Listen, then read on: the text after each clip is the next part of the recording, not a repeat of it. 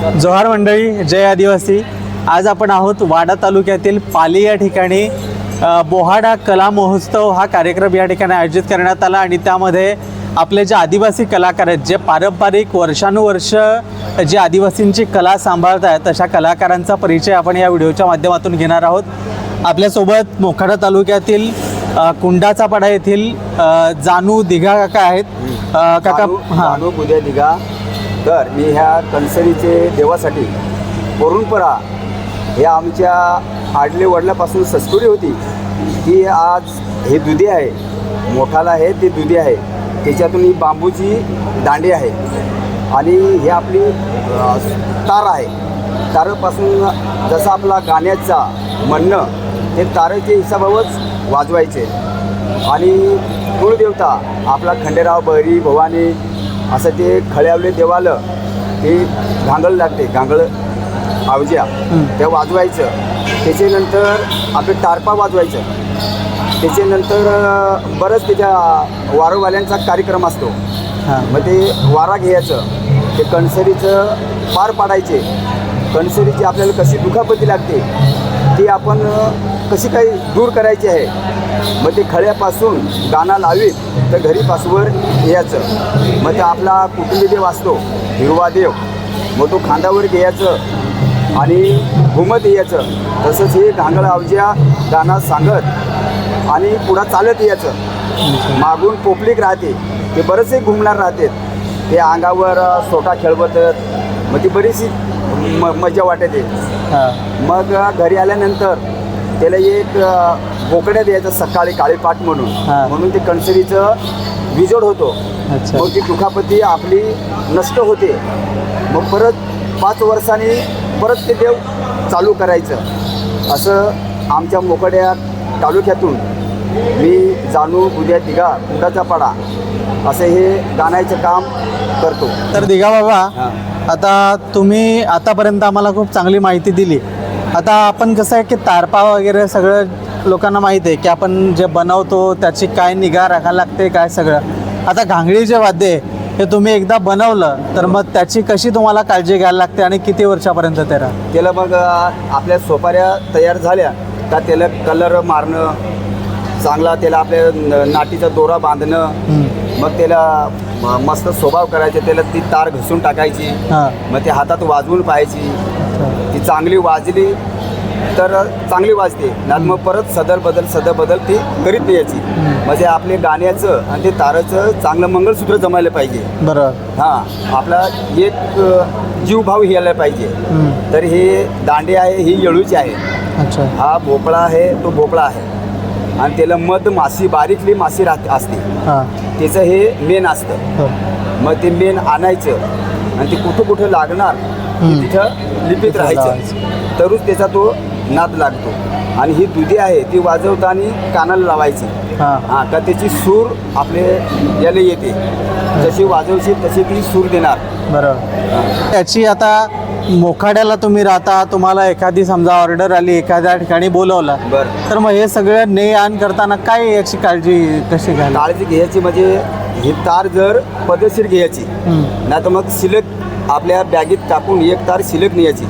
कधी गाडीत फुटला तर मग वेळोवेळ तिथं पोहाचलो, आपल्या जिथं देवाचा कार्यक्रम असेल तिथं जायचं, मग ती तार सोडायची, परत ती लावायची, वाजवून बघायची, नाही वाजली तर फक्त 6 रुपये घ्यायचे हातामध्ये।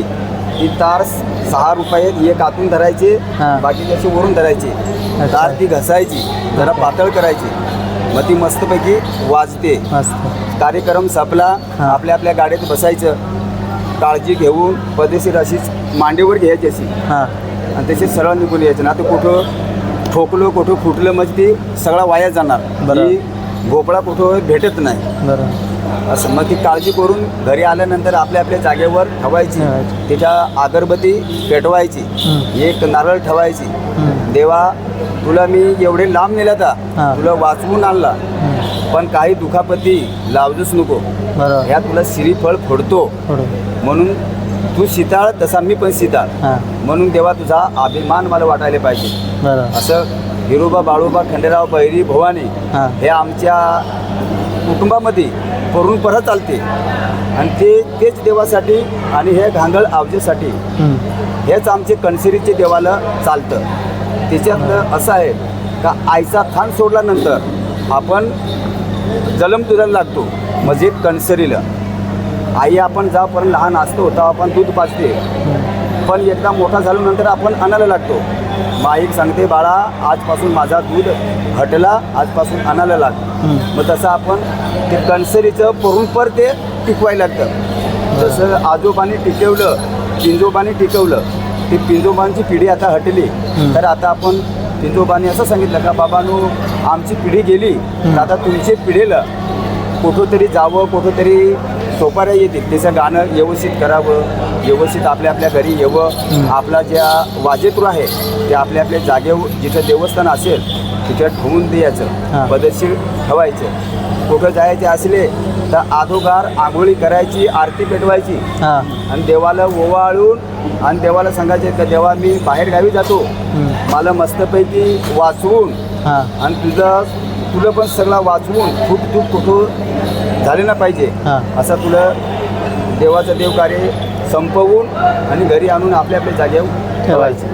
आता तुम्ही किती म्हणजे वयाच्या कितव्या वर्षी शिकले हे घांगडी? म्हणजे कमीत कमी मला 40 वर्ष झाली वाजवायला. आणि कोणाकडून शिकले तुम्ही? मी गुजरातला गेलो होतो शिकायला. गुजरातला शिकले. आता घांगली हे वाद्य तारपा कसं सगळ्यांना माहिती आहे, परंतु घांगडी वाद्य ही बऱ्याच जणांना माहिती नसेल.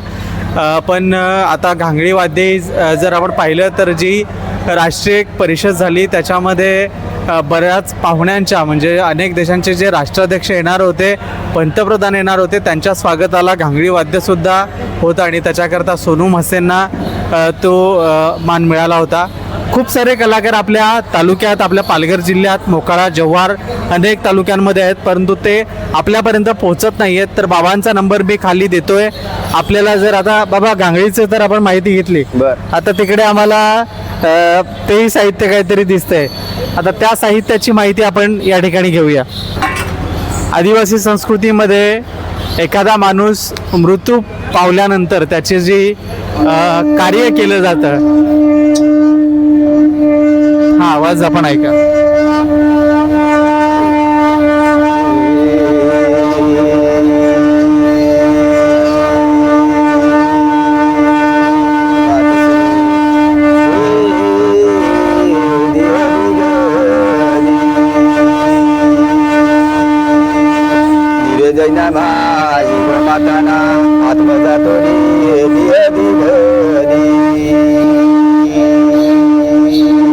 कसा आत्म जातो देवा देवदारी रे मूर्ती रेडी रे दिगडी.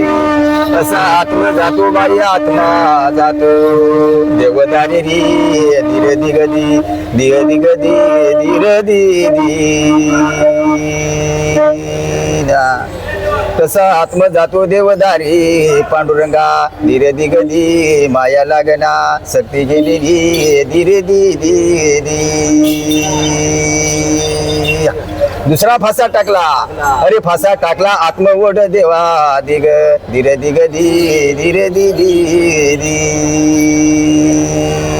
ही जी बात लावली जाते आपल्या संस्कृतीमध्ये, जो 12व्या किंवा जो जसे दिवस पकडतात त्याच्याबद्दल काय सांगा. आता हे तुम्ही कधी शिकले? हे झाले मला 3 वर्ष झाले. 3 वर्ष झाले. मग त्याच्यामध्ये आता बऱ्याचशा गोष्टी येतात. आता तुम्हाला सांगतो मी की आपण ज्या पद्धतीनं मराठीमध्ये तुम्ही सांगाल की कथा आपण जशी सांगतो तशी देवांची किंवा या सगळ्या कथा असतात. तर ते किती जणांचा ग्रुप? तर आमचं 2 माणसाचं ग्रुप असतं. 2 माणसं. तर कुठं 10वा असला तर मग 10व्याला जायचं. संध्याकाळी जसं आपले जन्म होतो तसा एखादा माणूस मूर्ती झाला तर त्याचं अधोगार कसं आत्म जातो, मग देवाच्या ठिकाणी जातो का स्वर्गाला जातो, मग तिथून मूळ पायापासून त्याचं ते थाळ गाणं करायला लागतं. मग ते थाळ गाणं केल्यानंतर सकाळी 12 वाजतापर्यंत ते गाणं संपत. मग ते कधी आपला एखादा भाव असेल, एखादे आपला सोयरा असेल, धायरा असेल, मग कसा त्याला ते खांदकरी किती राहते, 4 जण असतात. 1 जण मडका धरणारा असतो, 1 जण वाट परणी धरणारा असतो, एक जण इस्तो धरणारे असतो, म्हणजे असं ते आपला जो जिवडा असतो हा. तो खांद्यावर नेतो आणि मग मसनवटीच्या जवळ नेतो. जिथे इसावा असतं तिथे आपण 3 दगडी विचून त्याच्यावर एक गाईची गौरी हा. त्याच्यावर ठेवायची, त्याच्यावर पुंज घालायची, त्याच्यावर 1 रुपया ठेवायचा, त्याच्यावर तो आत्म उतरवायचा. हम्म. इकडूनचे खांदकरी तिकडे घालवायचे, तिकडूनचे खांदकरी इकडे घालवायचे, म्हणजे सदबदल करायचे. म्हणजे जेव्हा तो माणूस मरतो त्याचं ते आत्म परतून त्याला आशा नाही राहायला पाहिजे. म्हणजे ते एकदा आत्मा गेला म्हणजे गेला, म्हणून त्याची आशा तुटून जाते. म्हणून एकदा माणूस मेलेल्या नंतर मग त्याचं ते सोहळं पूर्ण आपण मसनवटीवर करतो. ओके. मग तिथून ते आसो निसरोट त्याचं ते जिवडं होतो. म्हणजे हे थाळ गाण्याची संस्कृती राहते. म्हणजे आत्मा कसा जातो, कसा काय होतो, कसा त्याचं पुन्हा आपल्या कुटुंबातच जन्माला येवं असं हे थाळ गाणं करावं लागते. मग तिथून ते सकाळी आपल्या दसगिरी विधी होते. तर मंडळी, खूप चांगली माहिती आपल्या जानू काकांनी आपल्याला दिलेली आहे. आज बोहाडा कला महोत्सवाच्या निमित्ताने ही भेट झाली होती. जेवढा वेळ आपल्याला मिळाला त्याच्यामध्ये बाबांकडून काकांकडून जी काही माहिती आपल्याला घ्यायची होती ती आपण घेतली. बाबांनी वेळ दिला त्याबद्दल त्यांचेही आभार. धन्यवाद.